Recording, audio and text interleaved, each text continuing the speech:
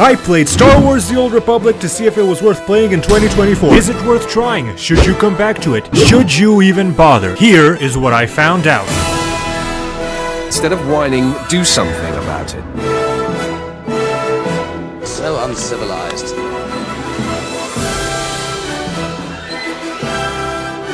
Star Wars The Old Republic is the best piece of shit MMO that I have ever played in my entire life. I am very torn with my thoughts on it. On one hand, you got a collision system that makes you feel like you're gonna get stuck in a wall every time you jump over a small rock, paired with an in-game economy that doesn't really, well, exist. But on the other hand, you get to be a Sith or a Jedi or a fucking secret agent in one of the most convincing and immersive storylines you'll ever play in the Star Wars universe. Need I say more? Somewhere in this video I'm gonna tell you how I got 10,000 cartel coins for absolutely free, so stick around. This game's combat has this weird thing where the damage is done when you hit the button instead of when the animation actually lands. This causes things like animation cancelling, where your character starts his next attack halfway through his first attack, and you only end up seeing like the second half of the animation. Now this isn't really that big a deal, but it still feels weird. The best way I can summarize the combat is, you know how when Trump talks his hand movements are slightly out of sync with his speech rhythm? That's the SWTOR combat in a nutshell. It's fun, it's good,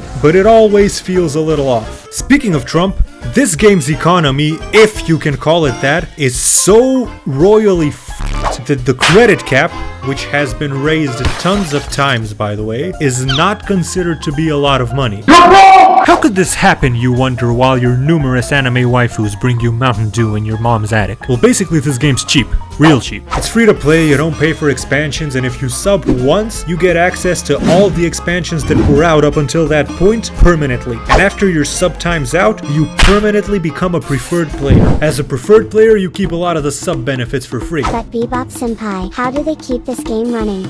Ouch! What do you mean, how do they keep this game running? Isn't it obvious? A cash shop. Buying credits with real money. That's what initially f***ed the economy. The game has a cosmetic shop with tradable items, effectively allowing you to, as previously stated, buy credits with real money, leading to some absolutely insane prices, not just for cosmetics, but also for augments, profession crafted items that increase player power. Since you are actually paying for power, I consider that to be pay to win, although some might say, oh no, it's not actually pay to win, it's technically pay to skip. I don't know what the fuck it is technically, somebody leave a comment. Here's the thing about the economy. It's so inflated that the credits you make in game from like questing or drops or whatever are extremely insignificant compared to the credits you can make trading with players. And I'm not talking insignificant like in World of Warcraft, where the gold that you make in the game isn't as much as the gold that you would make trading on the auction house or buying WoW tokens. The credits that you can make from questing are in the hundreds or in the thousands. The credits that you can make from trading are in the billions. The devs give so little fucks about the game's economy that I found an exploit to get loads of cartel coins, the cash shop currency, for absolutely free, but more on that later. Now let's talk about something awesome. Datacrons.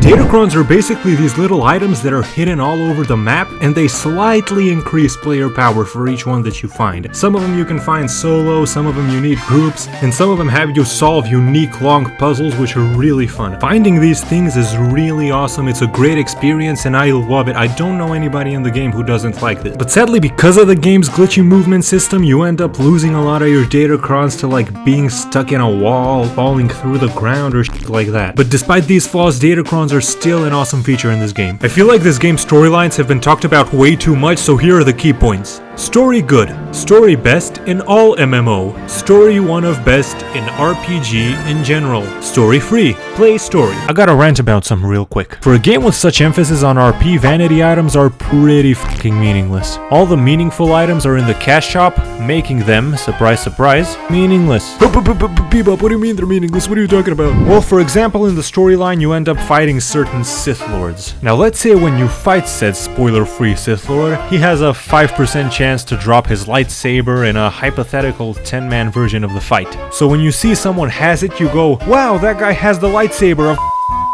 But no, the sword is in the cash shop like everything else Star Wars significant. I mean, sure, there's some cool stuff you can get in game too, like an ice fox. But you know what's even better than an ice fox? A giant lizard mount, like the one that Obi-Wan had in episode 3. Oh, if only that was in the game.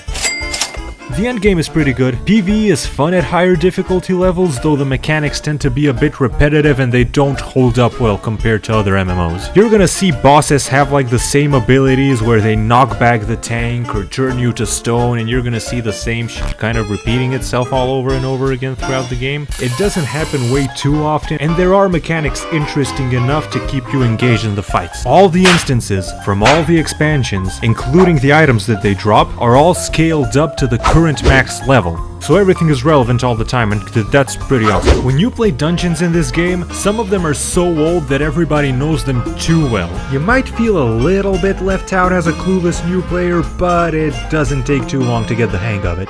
Let's be real here, you don't exactly need a Vsauce level IQ to be decent in this game. But then again, that makes it more casual friendly. You might be a filthy scrub that thinks not having to quit your job, divorce your wife, and neglect your dog is a good thing. You want to go home and rethink your life. On a serious note though, the fact that you can take a break from this game for a number of months and then pick up right where you left off is one of its strongest points. There's no FOMO. PvP is decent enough, right? Like you fight players, you talk some trash, there's even a PvP dogfighting game mode which is like fun, but I feel like most people, myself included, don't really bother to learn it. Other than that, I don't have much to say about PvP. Like sometimes I log in and I get my ass beat, other times I log in and I'm the top player in the match by a long shot, and I play the exact same way every time, so I don't know. Gearing though... Oh boy, here we go. Items are customizable in this game with augments, and the different types of augments come from different professions, so you need a bunch of different stuff from a bunch of different players, which is cool, right? Great concept, but the problem is you need credits, and we already discussed how credits work in this game. Don't get me wrong, you can definitely make credits without spending money, and you can make lots of credits without spending money. However, you certainly are at an advantage if you do spend real money. This is EA after all. To be completely fair, I honestly don't know if I can fault them for that, because this game is really cheap and the cash shop keeps the game alive. Plus, let's be real, it's not like other games that are expensive to play take it easy on the cash shop. But is this game worth your time? Well, that depends. First of all, money. Maybe you prefer games with a mandatory subscription or ones that are buy to play so that you don't have to buy stuff like credits for real money, and that's fine. I myself prefer SWTOR's business model, but that might just be because I'm one bad purchasing decision away from being homeless. If you don't feel like spending too much on an MMO, this game has very little financial commitment.